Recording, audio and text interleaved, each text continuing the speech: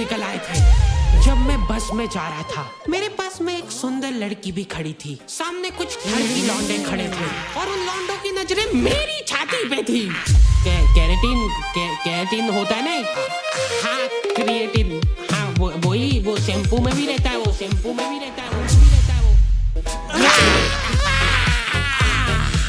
How to make body, नहीं, Hulk type body at home without any workout. तो पिछले 2 सालों से मैं जिम जाने का सोच रहा हूँ, पर अनफॉर्चुनेटली मेरे को टाइम ही नहीं मिल रहा था। राजीव मोमोज के यहाँ पे लाइनें इतनी लंबी लगने लग गई थी। मैं घर से निकलता तो जिम जाने के लिए था, पर राजीव ने जिम के जस्ट सामने दुकान खोल ली थी। अब राजीव की दुकान पे लाइनें लगती हैं और वो लंबी लाइन जाके खत्म हो रही होती है जिम के गेट पे। जिम से आते हुए तुम अपने आप उस लाइन में लगे हो। बेचारे हल्क जैसे लौंडे 5-5 घंटे कसरत करने के बाद पनीर मोमोज खा रहे हैं। पनीर है इसमें, ये देखो,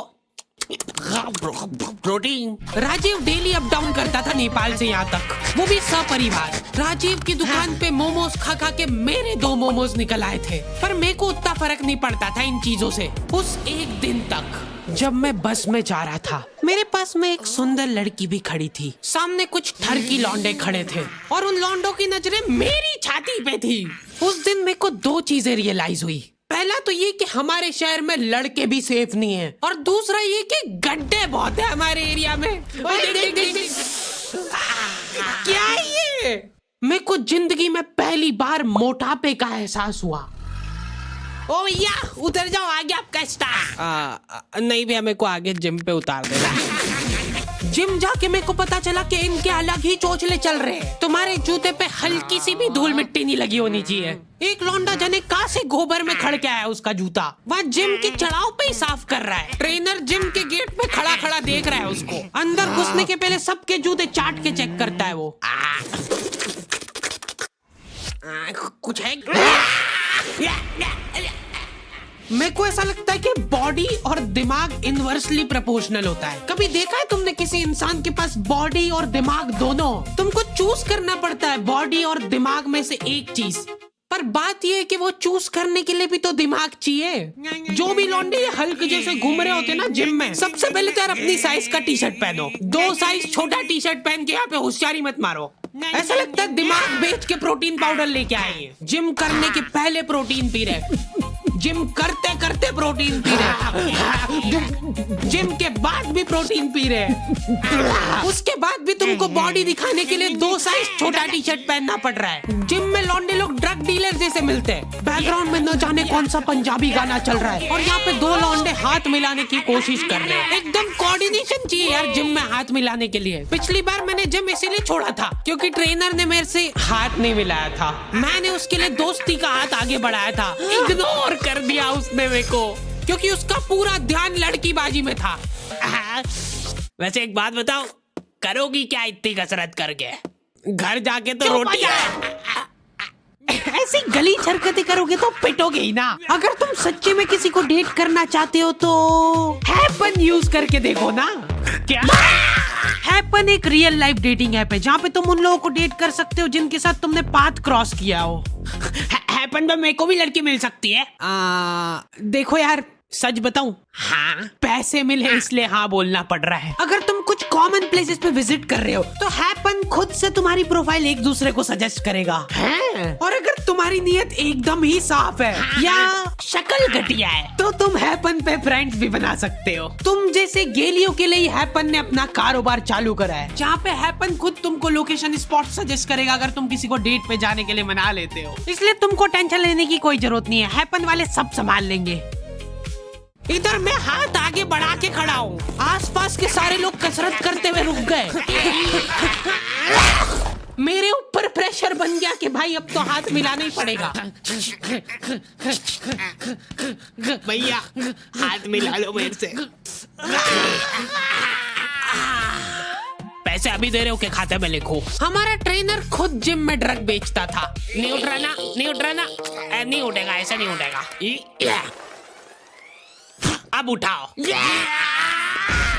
एक एक मोटा आदमी डेली 10 मिनट ट्रेडमिल चला के हाथों हाथ वजन चेक करता है, उसके बाद 5 मिनट साइकिल चलाएगा, फिर वजन चेक करेगा। वो रियल टाइम में वजन घटते हुए देखना चाहता है। अच्छा ठीक है, मैं ही था वो मोटा आदमी, और मेरे मोटापे का कारण था राजीव। क्योंकि देखा जाए तो मेरी तो कोई गलती नहीं है। अगर राजीव मोमोज बनाना ही बंद कर देगा तो मैं खाऊंगा ही नहीं, इसलिए मैंने राजीव की अफवाह उड़ाना चालू कर दी। तुम लोगों को पता है राजीव अपने मोमोज का आटा पैर से गूंथता है और तो और मोमोज का मसाला अपने बगल में डाल के मिक्स करता है सही में। पापा, ये था कौन? राजीव का बेटा। रातों रात अपने बोरिया बिस्तर बांध के वो नेपाल भाग गया। बाद में जब लोग शटर वटर तोड़ के अंदर घुसे, जल्दी आ कैमरा घुसा इधर, ध्यान से देखिए इस दुकान को, ये उस देशद्रोही। मैं तो सिर्फ ड्रग्स ले रहा था यार। अच्छा सॉरी आप कर लो आराम से। फिर गलत दुकान में घुस गए यार। ध्यान से देखिए, ये उस दरिंदे राजीव की दुकान। इससे साफ साबित होता है कि राजीव के बगल के बाल उसके सिर के बाल से भी लंबे थे।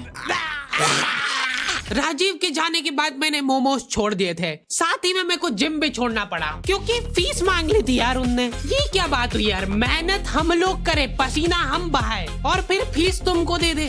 दिहाड़ी ना कर लूं मैं इससे बढ़िया। उसके बाद से मेरे को जिम जाने की जरूरत ही महसूस नहीं हुई। मैंने यूट्यूब पे सब देख लिया था, हाउ टू मेक बॉडी नहीं Hulk type body at home without any workout in 2 minutes.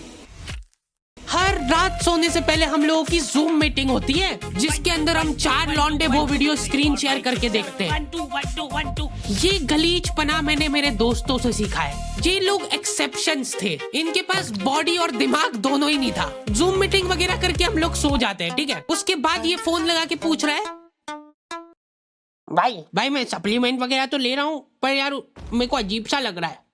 क्या ले रहा है भाई तू? कैरेटीन होता है ना। हाँ क्रिएटिन, हाँ वही वो शैम्पू में भी रहता है वो, है ना, तो वो मैं पी रहा हूँ डेली। क्या? कहीं पे भी तुमको निहायती गलीच लोग दिख जाए ना, समझ जाना मेरे दोस्त है वो। रुक, वो देख, वो राजीव के बेटे जैसा नहीं लग रहा है? राजीव कभी नेपाल गया ही नहीं था। अरे यार फिर गलत दुकान में घुस गए अपन। उसने हमारे जिम ट्रेनर के साथ हाथ मिला लिया था और ट्रेनर ने हाथ मिला भी लिया। मेरे से क्यों नहीं मिलाया था? अब ये लोग साथ में मिलके मोमो में ड्रग डाल के बेचते हैं। और न जाने कहां से राजीव का बच्चा मिल गया मेरे गलीज दोस्तों को। कहां से लाया ये पतंग? भैया वो मेरी, ला इधर दिखा, दे दो ना मेरी पतंग, दे दो। देख भाई, अब अपने पास 2 ऑप्शन है, या तो अपन इससे पतंग छीन ले या फिर इसकी पतंग तोड़ दे। नहीं। क्या कहता है? देख भाई, अगर तो अपन इसकी पतंग छीन के ले जाते हैं तो उसकी याद में 10-15 दिन तो रोएगा, पर उसके बाद धीरे धीरे भूल जाएगा। पर अगर अपन ने इसको तोड़ के दे दी वापस, तो ये हर दिन दुखी होगा, हर दिन रोएगा टूटी हुई पतंग देख के। ठीक है, तो तोड़ देते हैं। मैं एकदम प्रो हुआ करता था पतंग उड़ा के, अगर कोई मेरे को दे दे तो उसको नीचे लाने में। हाँ पीछे जा, और हाँ अब दे उड़ंची, मांझा पकड़ जल्दी। मैं जिसके साथ भी पतंग उड़ाने जाता था मेरे को मांझा पकड़ा देते थे वो। मैं मन ही मन सोचने लगा था कि कहीं ऐसा तो नहीं कि मैं बहुत ही अच्छा मांझा पकड़ता हूँ, मेरे से अच्छा कोई मांझा ही नहीं पकड़ सकता है। बहुत जल्दी दूर हो गई मेरी ये गलतफहमी, क्योंकि मैं वो भी ठीक से नहीं कर पाता था। जल्दी ढील दे। हाँ थोड़ी और, बस थोड़ी सी देते जा, बस बढ़िया। लेकिन मेरे को कभी खुद में कमी महसूस नहीं हुई। मेरे को लगता था पतंग में ही दिक्कत है। क्या लगता है कागज वाली अच्छी के पन्नी? कागज हल्का होता है कि पन्नी? घनघोर डिस्कशन के बाद सब्जी वाले से जो लड़ के पन्नी ली थी मम्मी ने, वो पन्नी पे गट्टी का धागा बांध के उसकी पतंग बना के उड़ाता था मैं अपने स्ट्रगल के दिनों में, क्योंकि मम्मी को नफरत हो गई थी पतंग से। उन्होंने न जाने कौन सी न्यूज में देख लिया था कि ये मांझे के धागे से लोग कट कट के मर रहे हवा में। महामारी हो गई पूरे शहर में। आतंकवादियों ने बम बनाना अब छोड़ दिया है। मांझे से कश्मीर काट के ले जाएंगे वो लोग।